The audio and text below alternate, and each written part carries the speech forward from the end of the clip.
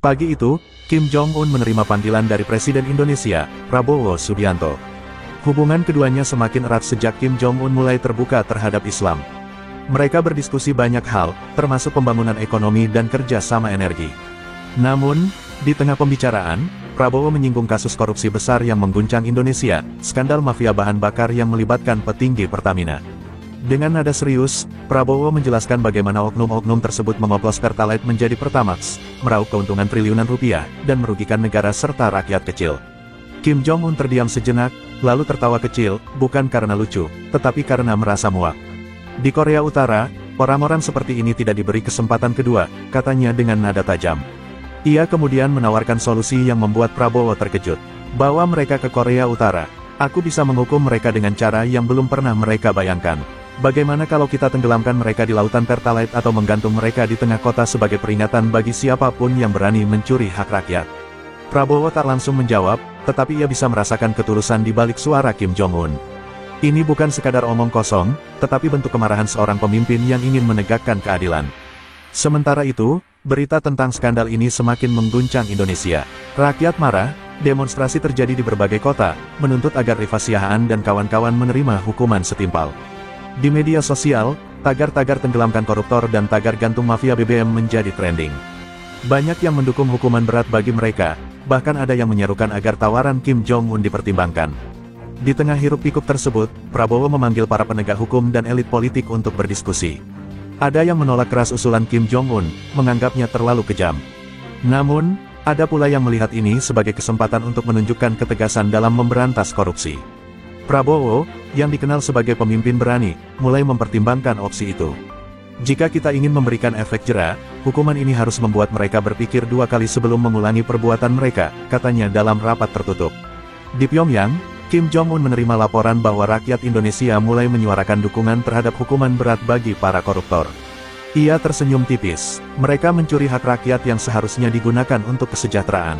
Jika diizinkan, aku sendiri yang akan menarik tuas untuk menggantung mereka, ujarnya kepada salah satu jenderalnya. Namun, keputusan akhir ada di tangan Prabowo dan pemerintah Indonesia. Apakah mereka akan menerima tawaran Kim Jong-un dan mengirim Rifa Siahaan serta kawan-kawan ke Korea Utara? Atau mereka akan mencari cara lain untuk menegakkan keadilan? Yang jelas, dunia kini menantikan langkah selanjutnya. Kim Jong-un, yang dulunya dikenal sebagai pemimpin tertutup, kini berubah menjadi sosok yang memperjuangkan keadilan dengan cara yang tidak biasa. Di luar sana, media internasional mulai menangkap cerita ini. Apakah ini era baru dalam hubungan Korea Utara dan Indonesia? Tanya salah satu jurnalis dalam sebuah wawancara di televisi. Sementara itu, rakyat Indonesia terus menunggu keputusan dari pemimpin mereka. Apakah koruptor akan dihukum seperti di Korea Utara? Ataukah mereka akan lolos seperti biasa? Langit malam di Pyongyang tampak lebih terang dari biasanya. Kim Jong-un menatap bulan sambil mengingat bagaimana Islam mengajarkan keadilan. Kini, ia punya kesempatan untuk menunjukkan kepada dunia bahwa hukum bisa ditegakkan tanpa kompromi. Ia menanti jawaban dari Indonesia, jawaban yang bisa mengubah sejarah kedua negara selamanya. Di Jakarta, suasana Istana Negara terasa tegang.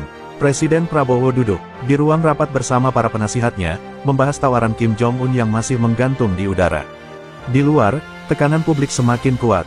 Rakyat Indonesia tidak ingin lagi melihat para koruptor hidup mewah di balik jeruji besi yang longgar hukumnya. Demonstrasi di berbagai kota menyerukan hukuman mati, dan banyak yang menganggap hukuman ala Korea Utara sebagai solusi terbaik. Namun, beberapa pihak di pemerintahan ragu. Jika kita mengirim mereka ke Korea Utara, dunia akan menyoroti kita sebagai negara yang melanggar HAM, kata seorang pejabat. Namun, Prabowo tetap diam, matanya tajam menatap meja. Ia tahu, ini bukan hanya soal hukum, tapi juga soal kepercayaan rakyat kepada pemimpinnya. Sementara itu, Kim Jong-un menunggu dengan sabar di Pyongyang. Ia memahami dilema yang dihadapi Prabowo, namun dalam hatinya, ia yakin keadilan sejati harus ditegakkan tanpa kompromi. Di ruangannya, ia memantau berita dari Indonesia yang semakin panas. Jika Prabowo ragu, aku bisa datang sendiri ke Jakarta dan bicara langsung, ujarnya kepada penasihatnya. Ia sudah terlalu muak dengan para pemimpin yang membiarkan negaranya dirampok oleh orang dalamnya sendiri. Baginya, seorang pemimpin harus tegas seperti singa, bukan ragu-ragu seperti domba. Beberapa jam kemudian, sebuah pesan rahasia dikirim langsung dari Istana Negara ke Pyongyang. Kim Jong-un membukanya dengan penuh antisipasi. Setelah membacanya, senyum misterius terukir di wajahnya. Prabowo telah membuat keputusan yang akan menggebrak dunia. Namun, detailnya masih belum diumumkan ke publik. Apakah Indonesia benar-benar akan mengirim Rifa Siahaan dan kawan-kawan ke Korea Utara? Ataukah ada kejutan lain yang disiapkan? Dunia kini menahan napas, menanti langkah besar yang akan mengubah sejarah hukum di Indonesia. Di Jakarta, ketegangan semakin memuncak. Media nasional dan internasional terus berspekulasi tentang keputusan Presiden Prabowo. Rakyat Indonesia menunggu dengan harap-harap cemas, sementara para tersangka korupsi mulai panik. Rifa Siahaan dan kawan-kawan kini ditempatkan di sel khusus dengan pengamanan ketat. Mereka mendengar rumor bahwa hukuman mati di luar negeri sedang dipertimbangkan, dan ketakutan mulai menggerogoti mental mereka. Beberapa di antara mereka mencoba menghubungi pengacara dan pejabat tinggi untuk meminta perlindungan, namun semuanya bungkam. Di sisi lain, pendukung keadilan semakin bersemangat, percaya bahwa inilah momen di mana Indonesia akan benar-benar menunjukkan taringnya dalam memberantas korupsi. Sementara itu, di Pyongyang, Kim Jong-un berjalan mondar-mandir di ruangannya, menunggu kabar lebih lanjut dari Jakarta. Ia telah menyiapkan segala sesuatu jika Prabowo menerima tawarannya. Lautan Pertalite di sebuah lokasi rahasia sudah disiapkan, dan regu eksekusi telah dilatih untuk menegakkan keadilan dengan cara yang dianggap paling efektif. Namun, ketika telepon merah di mejanya berdering, matanya menyipit tajam. Sebuah pesan baru datang dari Jakarta, yang mungkin akan mengubah segalanya. Apakah Prabowo akhirnya setuju dengan hukuman ala Korea Utara? Ataukah ada strategi lain yang lebih mengejutkan? Dunia menunggu dengan napas tertahan. Malam itu, Istana Negara menggelar konferensi pers yang disiarkan langsung ke seluruh Indonesia. Presiden Prabowo akhirnya muncul di hadapan publik dengan ekspresi tegas dan penuh wibawa. Setelah mempertimbangkan dengan matang, kami telah memutuskan hukuman yang akan diberikan kepada para pelaku korupsi BBM, ucapnya, suaranya bergema di seluruh ruangan. Kamera-kamera menyorot wajahnya, sementara jutaan rakyat menahan napas menunggu keputusan. Kami tidak akan mengirim mereka ke Korea Utara, tetapi mereka akan mendapatkan hukuman setimpal di tanah air, tanpa ampun, tanpa negosiasi, lanjutnya dengan nada dingin. Keputusan ini mengejutkan banyak pihak, namun satu hal yang jelas, era impunitas bagi koruptor telah berakhir. Di Pyongyang, Kim Jong-un mendengarkan siaran tersebut dengan mata menyipit. Ia bisa merasakan ketegasan Prabowo, dan dalam hatinya, ia menghormati keputusan itu. Namun, ia masih ingin memastikan keadilan benar-benar ditegakkan. Jika hukuman mereka tidak cukup keras, aku akan turun tangan sendiri, gumamnya sambil menyesap tehnya. Dunia kini menanti seperti apa hukuman yang telah disiapkan Indonesia, dan apakah keputusan ini benar-benar akan memberikan efek jera. Satu hal yang pasti, para koruptor kini tidak bisa lagi tidur nyenyak, karena mereka tahu hidup mereka tidak akan pernah sama lagi. Keesokan harinya, Indonesia diguncang oleh pengumuman lebih lanjut dari Istana Negara. Pemerintah menetapkan hukuman maksimal bagi Rifa Siahaan dan komplotannya, penyitaan seluruh aset, pencabutan hak kewarganegaraan, dan eksekusi di hadapan publik. Pengadilan khusus yang dibentuk untuk kasus ini bergerak cepat, dan vonis dijatuhkan tanpa celah untuk banding. Rakyat yang selama ini marah terhadap korupsi akhirnya melihat harapan bahwa keadilan benar-benar ditegakkan. Di media sosial, tagar-tagar adili koruptor dan tagar keadilan tanpa ampun menjadi trending, mencerminkan dukungan besar dari masyarakat. Namun, di balik semua itu, tekanan dari negara-negara barat mulai bermunculan, menyoroti bahwa hukuman ini dianggap terlalu kejam. Di sisi lain, Kim Jong-un mengikuti perkembangan ini dengan penuh ketertarikan. Ia mengirim pesan pribadi kepada Prabowo, mengapresiasi keberanian Presiden Indonesia dalam mengambil sikap tegas terhadap para penghancur bangsa.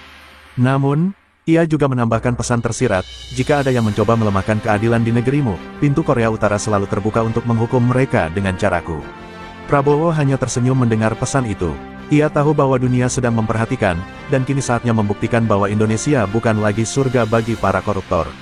Hari eksekusi akhirnya tiba. Lapangan luas yang dijadikan lokasi hukuman dipadati oleh ribuan warga yang ingin menyaksikan langsung momen bersejarah ini. Rifa Siahaan dan komplotannya dibawa keluar dari sel mereka dengan wajah pucat, tangan terikat erat. Di layar-layar televisi, jutaan rakyat Indonesia menahan napas saat pengumuman terakhir dibacakan. Tak ada lagi celah untuk negosiasi, tak ada lagi kesempatan untuk lolos dari keadilan. Prabowo berdiri tegap di podium, menyaksikan langsung proses ini, memastikan bahwa tidak ada yang bisa bermain di balik layar. Detik-detik terakhir mereka berlalu dalam ketegangan yang menyesakan, hingga akhirnya suara tembakan eksekusi menggema di udara. Dunia terdiam, Indonesia baru saja menuliskan sejarah baru dalam perang melawan korupsi. Di Pyongyang, Kim Jong-un menyaksikan siaran langsung itu dengan senyum tipis. Prabowo memang bukan pemimpin yang lemah, gumamnya puas. Ia merasa semakin yakin untuk mempererat hubungan dengan Indonesia, melihat bagaimana negara itu akhirnya berani mengambil langkah yang selama ini ditakuti banyak pemimpin. Sebuah pesan rahasia segera dikirimkan ke Jakarta, menandakan awal dari babak baru dalam hubungan diplomasi kedua negara.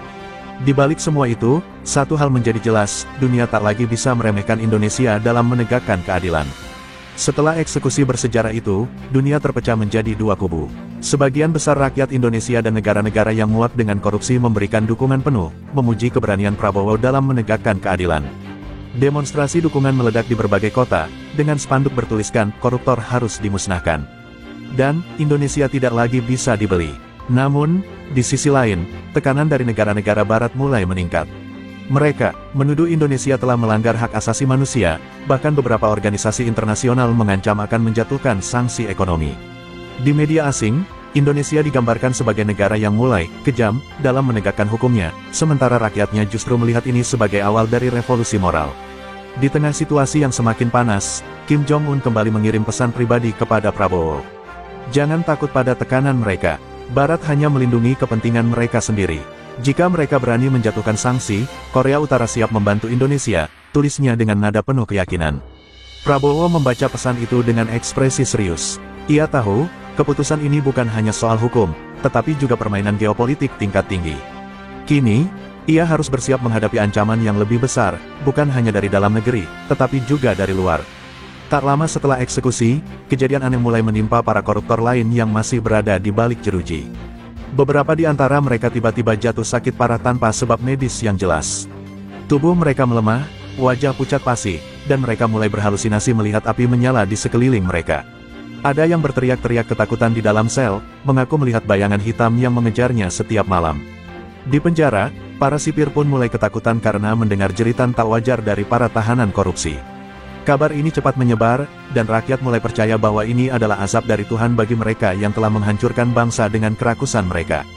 Di satu sisi, Kim Jong-un mendengar berita ini dan merasa semakin yakin bahwa korupsi bukan sekadar kejahatan hukum, tetapi juga dosa besar yang membawa kehancuran. Ia pun mengadakan pertemuan darurat dengan para pejabatnya, memastikan bahwa negaranya tidak akan membiarkan korupsi tumbuh sedikitpun. Sementara itu, Prabowo tetap diam, menyaksikan semua ini terjadi tanpa perlu berkata banyak. Baginya, keadilan telah ditegakkan, dan kini semesta pun turun tangan untuk menyempurnakan hukuman bagi mereka yang telah mengkhianati negaranya sendiri. Di berbagai penjuru negeri, para koruptor yang masih bebas mulai mengalami kejadian ganjil. Seorang mantan pejabat yang dulu hidup mewah tiba-tiba kehilangan seluruh hartanya dalam semalam, rekeningnya diblokir, asetnya disita, bahkan keluarganya meninggalkannya karena takut terkena imbas. Yang lebih mengejutkan, beberapa dari mereka ditemukan meninggal dalam keadaan mengenaskan. Ada yang tersambar petir di tengah cuaca cerah, ada pula yang ditemukan tak bernyawa dengan wajah penuh ketakutan, seolah mengalami mimpi buruk yang membunuhnya dalam tidur. Rakyat semakin yakin bahwa azab itu nyata, dan keadilan Tuhan sedang berbicara lebih keras daripada hukum manusia. Sementara itu, Kim Jong-un terus memantau situasi di Indonesia dengan penuh perhatian. Ia mulai menganggap ini sebagai pelajaran berharga untuk negaranya sendiri. Islam mengajarkan keadilan yang tak bisa dihindari, gumamnya dalam hati. Dengan semakin kuatnya keyakinannya terhadap Islam, ia mulai merenungkan langkah berikutnya. Prabowo, yang mengetahui perkembangan ini, hanya bisa tersenyum tipis. Tuhan telah menunjukkan kuasanya, ujarnya lirih. Namun, di balik semua itu, ia sadar bahwa perang melawan korupsi belum selesai, dan tantangan baru bisa muncul kapan saja. Di tengah kegemparan akibat azab yang menimpa para koruptor, Kim Jong-un semakin gelisah. Setiap malam, ia terjaga memikirkan keadilan yang ditegakkan dalam Islam. Bayangan tentang kesederhanaan, ketegasan, dan keadilan Rasulullah SAW terus menghantuinya. Ia mulai membaca terjemahan Al-Quran secara diam-diam, mendengarkan lantunan ayat-ayat suci yang entah mengapa membuat hatinya tenang. Para penasihatnya mulai curiga dengan perubahan sikapnya, tetapi mereka tak berani menanyakan apapun. Hanya ada satu orang yang ia percaya untuk berbicara soal ini, Prabowo. Di suatu malam, Kim Jong-un kembali menghubungi Prabowo dalam percakapan rahasia. Suaranya terdengar ragu namun penuh harapan. Prabowo, aku ingin tahu, bagaimana rasanya ketika seseorang mengucapkan syahadat. Prabowo terdiam sejenak, menyadari bahwa ini mungkin titik balik yang telah lama ia nantikan. Dengan suara tenang, ia menjawab, saat kau mengucapkannya dengan hati yang tulus, seluruh beban hidupmu akan terasa luruh. Kau akan merasa lahir kembali, seperti seorang bayi yang suci. Kim Jong-un menarik napas panjang. Mungkinkah ini panggilan yang selama ini ia cari?